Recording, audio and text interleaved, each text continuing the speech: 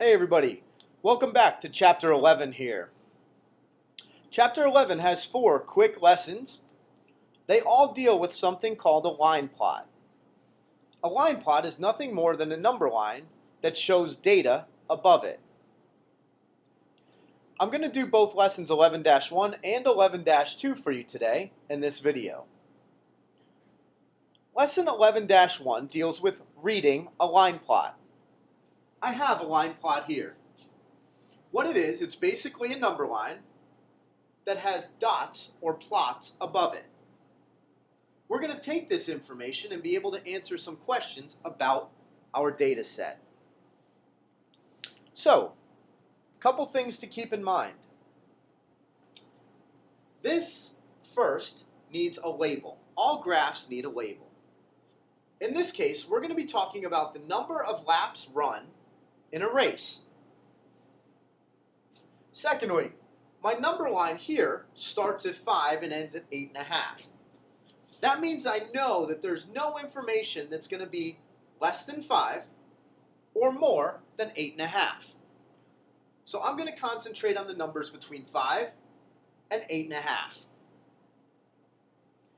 Also, the intervals of my graph are by half laps. 5, 5.5, 6, 6.5, 7, 7.5, 8, 8.5. Let's get started with looking at this line plot and deciphering some information from it. First of all, what's the most common amount of laps run during the race? It's an easy question to answer if you're looking at your line plot. The most common means which amount of laps has the most. In this case, the most common amount of laps is 6.5 because I have 7 dots above it. It's the highest amount on my line plot. It has the most amount of people in it. Also, another thing to keep in mind, 8.5 is way out here, kind of away from the rest of the information. This is what we call an outlier.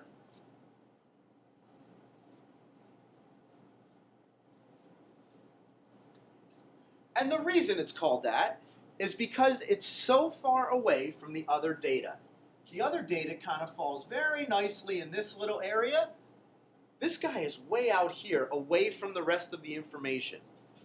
So we call that an outlier. An outlier could either be at the end of the data set, as it is here, or it could be at the beginning.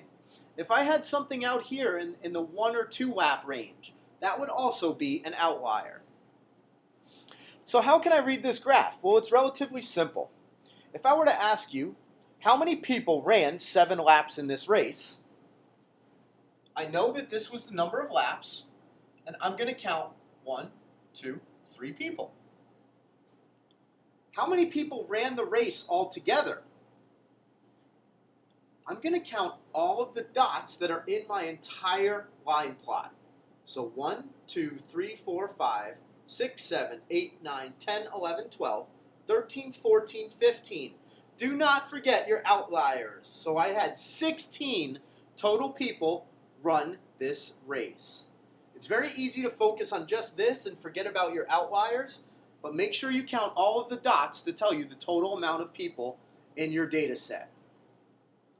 How many more people ran 6.5 laps than 6 laps? Well, 6.5 has 7 people. 6 laps has 4 people. The difference between 7 and 4 is 3. 3 people ran 6.5 laps.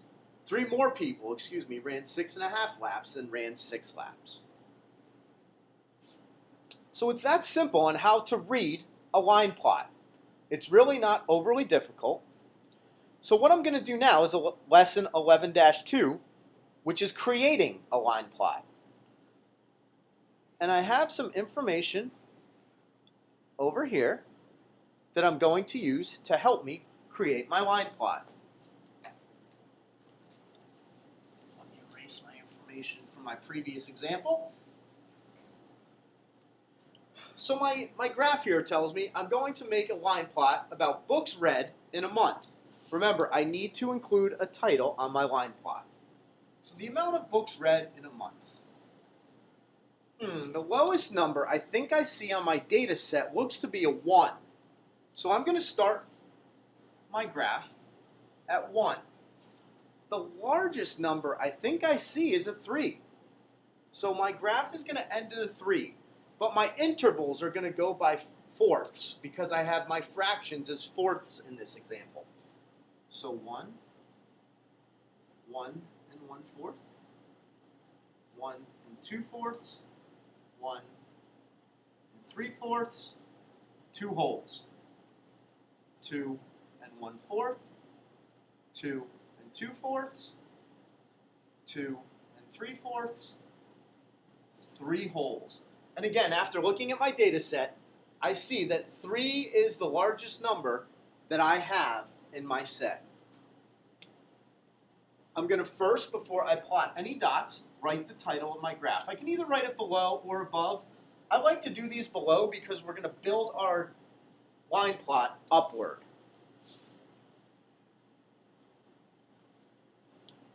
So let's do books, read in a month. And then, my friends, it's as simple as looking at the numbers from our data set and putting a dot on our line plot. My first one says 2 and 1/4. I'm going to cross that out so I know I'm finished with it and put 1 dot for that person who read 2 and 1/4 books.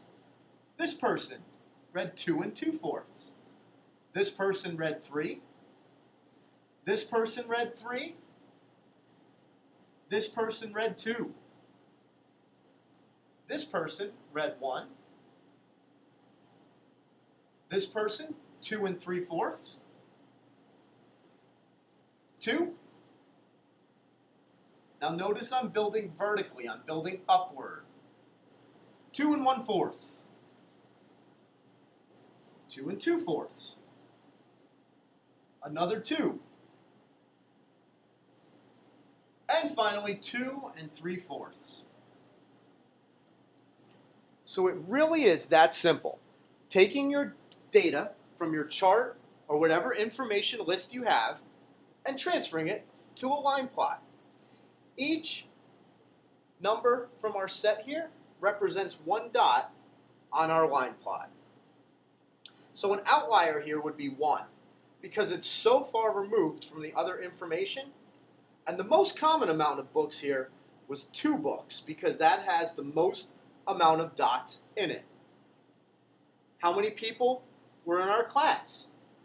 Fairly simple, just count the dots. 1, 2, 3, 4, 5, 6, 7, 8, 9, 10, 11, 12. It's that simple to create a line plot. I hope this helps you not only understand how to read line plots, but also how to create them. Great job, thanks for watching, and I'll catch you tomorrow.